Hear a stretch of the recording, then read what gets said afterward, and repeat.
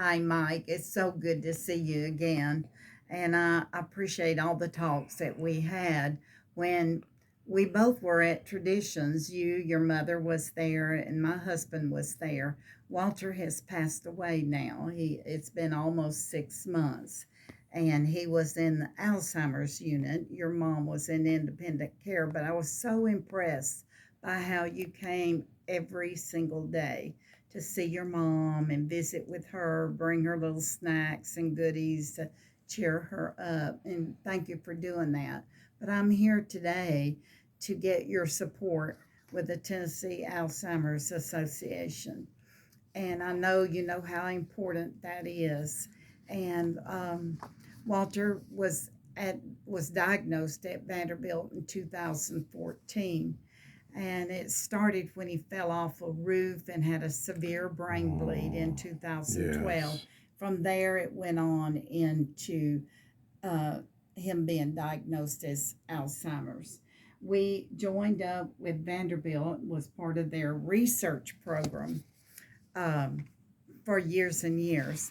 And then I became very interested into the Alzheimer's program, and Tennessee has been so helpful in answering my questions and getting me the resources I need. But we just need your support so we can keep things like that going. Help people that are not only diagnosed with Alzheimer's, but those that have memory loss due to whatever. There's actually 54 different types of Alzheimer's conditions. And thank you again, Mike, for everything you've done. And I have a little something here for you. I have an Alzheimer's Tennessee Yes, pin I'd ma'am. like for you to Oh, wear thank you. on our behalf. Yeah, And thank then you. in Walter's memory, I've purchased these little Alzheimer's purple ribbons Yes, for ma'am. you to wear. And Yes, anything ma'am. you can do to help us with this organization, I'd appreciate it. And Yes, have ma'am. enjoyed my talks with you and hope we can continue that. Yes, And ma'am. thank you again for everything you do. Well, I appreciate it. And it took me a while to remember you because we did meet at the nursing home out front because y'all live on Rock Springs Road. We live on Rock Springs Road, Yep. and Tradition of Smyrna is only 3 miles from my house, and Yes. so I wanted Walter to be as close as he could possibly, and I just like the setup there, and a little more expensive than some places, Yeah. but quality care I felt like he had. And just appreciate you being part of that and coming in and out and checking on things to Yes. see how it went Yes. with your mom. Well, you mentioned that your husband had a brain bleed. He had a brain bleed when he Okay. fell off the roof in 2012. Wow. And so the doctor had told us then, we'll just have to see how it goes when this bleed clears up. And Yes. it took a year. So was he in a coma? Did he go in a He coma? he was not in a coma, but he did not remember anything See, my from sister the fall. Vicky is at Diverse Care, Smyrna Care Center. She fell, hit her head at the house, and went into a brain bleed and was in a coma. As I mentioned to you earlier, I prayed. She was in coma for 6 weeks, and I had prayed with my wife, like I do every morning. I said, Lord, if you're not going to help my sister, you need to take my sister. And then we got a phone call. Within 5 minutes, she opened her eyes, started, and she didn't say a lot, but she talked a little bit. Sadly, she's gotten worse. She's hospice has come in, and but that's why I was talking to you about music therapy. I was playing the song, or I heard her singing the song "Country So Road, very Take Me important. Home" by John Denver, and it amazed me how she knew the words to that song, but she didn't know my name. Wow. So I started studying music therapy at J.T. Cooper, who's a singer-songwriter, does a group called Warrior Rounds, and he works with families that have lost loved ones in the military. I know I've seen him work with my friend Spencer Hahn and his family.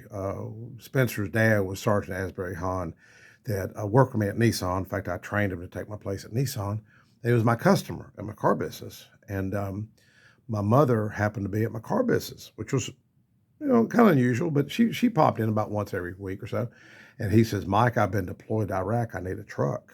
And my mom heard him. She said, can I pray with you? And sadly, about 8 months later, he got killed in Iraq. And we got the road named after him. The late Howard Wall, and John Floyd, who's with old time Old South Builders. They named the property. They named the road after him out front. And they named another road. Raymond Mitchell the third was a young 21-year-old got killed by a sniper in Iraq. And so uh, I seen music therapy work with Vicky. I seen it work with my mom. I was playing Amazing Grace, my mom's final hours, and I seen her calm down. I seen her moans calm down.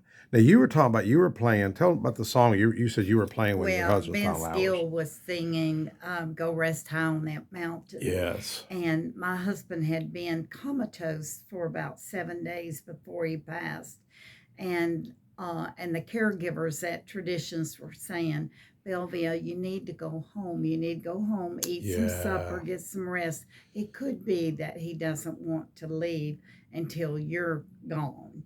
Yeah. And we have read that a lot of times that's how it works.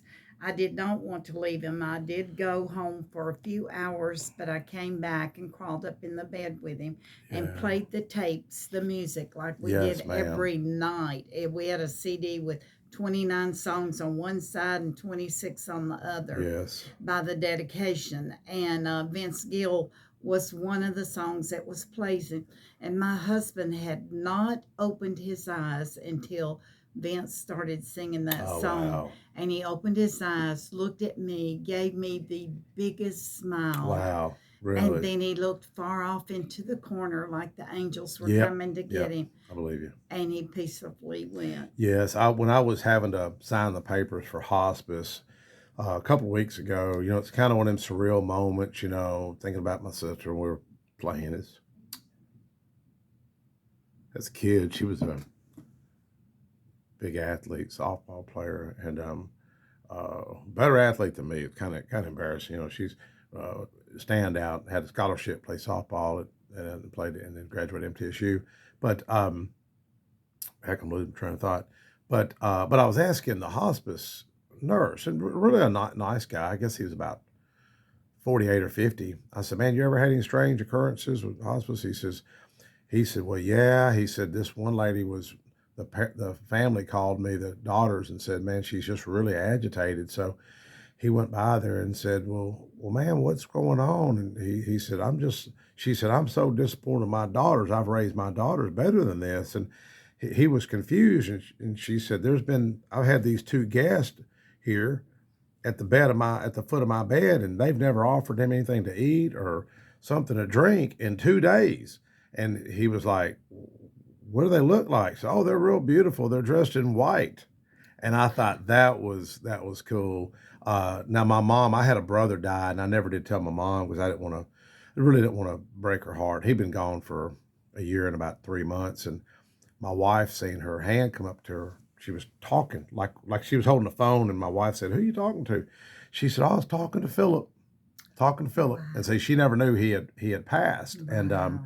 but I do think we're just given I think this life is really a test. I really do. And the older I get, the more of a believer I've become. And I think Well, those are the I would words of like to Ben add Franklin. this, in addition to his brain bleed, we'll never know. We'll never know, was it the fall that caused it or was it Alzheimer's that caused him to fall? Yeah. And because he did carry the APOE4 gene, and he carried it on both sides of the family. Okay.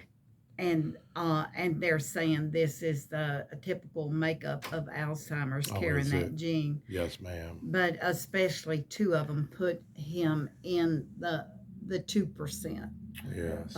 rank of not being able to overcome this. Yes, ma'am. Well, a lot of people don't realize your advocacy means a lot. And I often, I've never done this on video, but there's a book of lobbyists right here, and a lot of people don't realize there's a book of lobbyists.